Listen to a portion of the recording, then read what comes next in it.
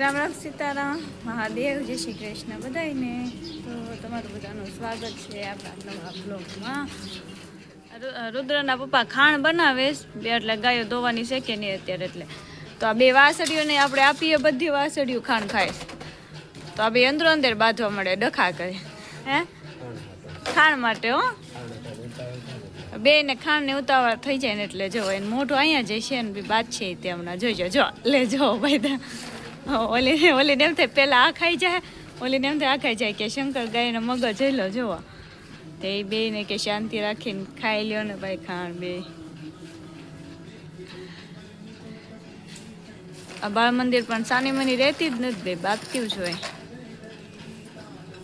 હજી એક સ્ટેપ આવશે જ તે બાંધવાનો.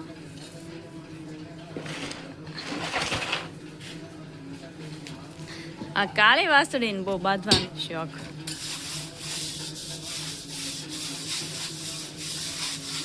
જો કાળી વાસળી જ બાંધે. હો લાવો ખાણ કરજો, હાલો આપી દો. બનાવી લાગશે ગમાણમાં ને. હાલો ભાઈ પેલા તું ખા. આમ આમ આમ હવે તમે ખાઓ.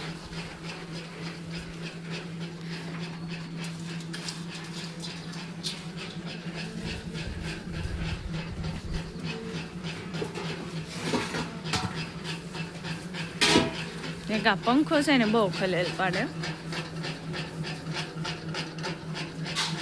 આપણે જેમ જેમ પોગીએ ને એમ ખાણે ને દેવાનું, એટલે ટૂંકમાં જ્યારે ટાઈમ મળે ને ત્યારે બધી વાછળીઓને ખાણ દઈ દેવાનું. આ બે ઢીંગલીઓને અત્યારે ખાણ દેવાના છે તો હું આપી દઉં. ઓલી નાની વાસળીને ખાણ બાકી છે બે ઝીણીને દઈ દઉં ને. 8,000 કયો ફેક.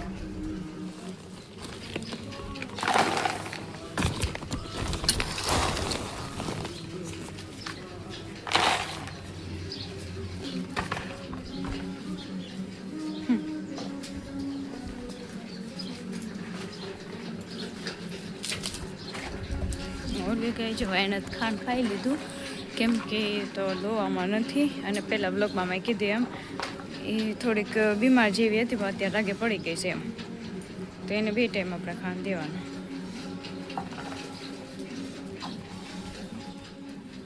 તો હવે મિત્રો બાકીનું બીજું કામ જે છે કપડાં વાસણનું એ પછી કરીએ. પેલા બાથી નાખી તો વાહી દઉં. અને આપણે એક ગાય જે બીમાર છે ને એનું તગારો પડ્યો છે એ લઈ લઉં. સારું છે જોવામાં, અને લઈ લઈએ. એમાં એવું છે એ ગાય બીમાર છે જોવા, અને જો કે ખાંડ ને બધું ખાઈ જાય છે દવાઈ થઈ ગઈ એની. આ ગાય આપણે લાવ્યા પણ એને થોડુંક આમ મજા જેવું નથી. ખાણે ખાઈ ધીમે ધીમે. અને આ એનું સારોલાનું તગારો આખી રાત એને આપણે મૂકી દઈએ. બાકી જે હાજી નવી ગાયું હોય એ તો ખાતી જ હોય નીરાવ ખાંડ બધું. એટલે સાંજે તો આપણે નીરાવ કર્યો તો પણ એને એટલે તગારામાં આપીએ. બાકી બધી ગાયોને ફેરવી લઈને પછી સાંજે નીરાવ કરી દઈએ, સલાખામાં ભરી લઈએ સારોલું, અને ટીંગા ટોળી કરીને લઈ જઈએ. પહેલાં કેમ છોકરા ટીંગા ટોળી કરીને નિશાળે મેકવા જતા સ્કૂલે, એમ હું ને રુદ્રના પપ્પા સલાખાને છે ને આમાં અમે ટીંગા ટોળે કરીને ઠેઠ આમ લઈ જઈએ. અને પછી રુદ્રના પપ્પા નહીં દીધે તો એમાંથી આ ગાય જે છે ને એને આપણે તગારામાં આપ્યું હતું. ખાવું એટલું ખાય, નીચે બગાડ હોય પાછું મૂકી દઈએ ને. તો હાલો હવે બહુ ટાઈમ બગાડવો નથી, પહેલાં વાહિદું નાખી દે પછી બ્લોગ કન્ટિન્યુ કરીએ. હજી રુદ્ર પોતો છે, હજી તો રુદ્ર જાગશે એટલે ચા દૂધ માગશે.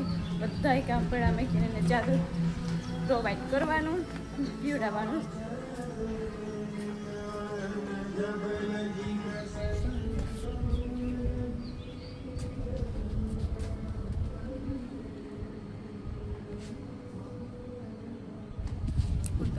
તો પછી કન્ટિન્યુ કરીએ. તો રુદ્રના પપ્પા ગાયો દોવે છે, જેમ કે વાગ્યા છે કેટલા આપણે ક્લિક કરીને 7:30 વાગ્યા છે અને બીજી કે ત્રીજી ગાય ધોવાય છે ત્યાં સુધી હું ઘરમાં કામ કરતી હતી.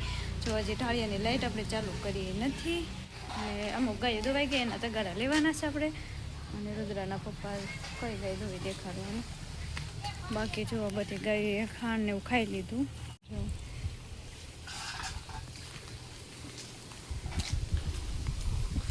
આ ગાય જેમાં મારવા દોડી ગઈ. બધી ગાયો ખોલું પણ આ એક ગાય ખોલતી નથી. જો કે આની સામે લાઇટ કરવી ને એ ખોટું પડે.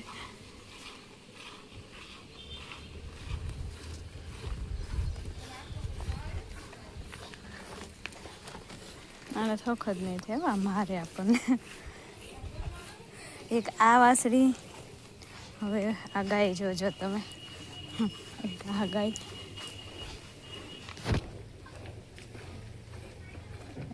આવી અહીંયા એક આ ગાય એવું કરશે જોજો હમણાં.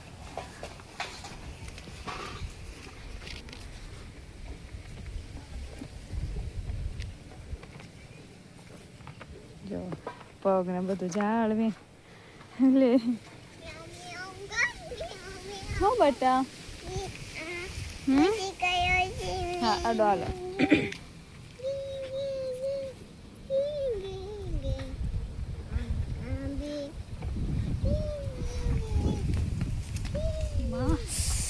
આ ખીલ્લી છે ને પગમાં આવે એટલે ઈટું મેકી શકતે તો ઈટું પગમાં આવી.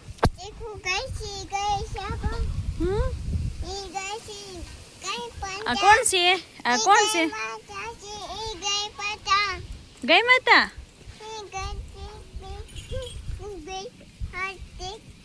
એ બધી ગાયો ગણે.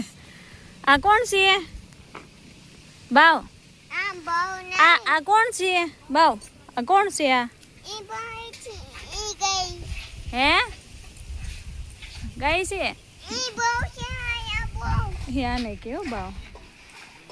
હા બેન ત્યાં બટા આમ રહેજે હો, આમ રમજે.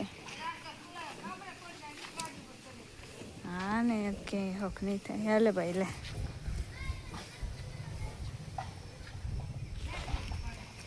બટા આઈ રે આઈ રે આઈ રે.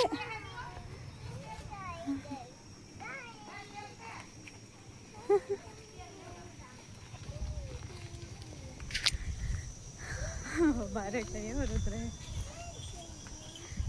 હા જો લાઈટ ચાલુ કરી છે ફોનની ફ્લેશ, કેમ કે અહીંયા આપણે અંધારામાં છીએ. જો હો બેટા. ના ના લાઈટ નથી કરવી તારે. એને એ એમ કહે છે કે મારે લાઈટ ચાલુ કરવી છે. એનું કારણ એ રોજ આપણે ઢાળિયામાં લાઈટ ચાલુ કરવા આવીએ કે નહીં તો એને તેડીને ખંભા ઉપર બેહાડવો પડે ત્યારે એ સ્વિચ આંબી શકે. તો આપણે એક કરી નાખીએ.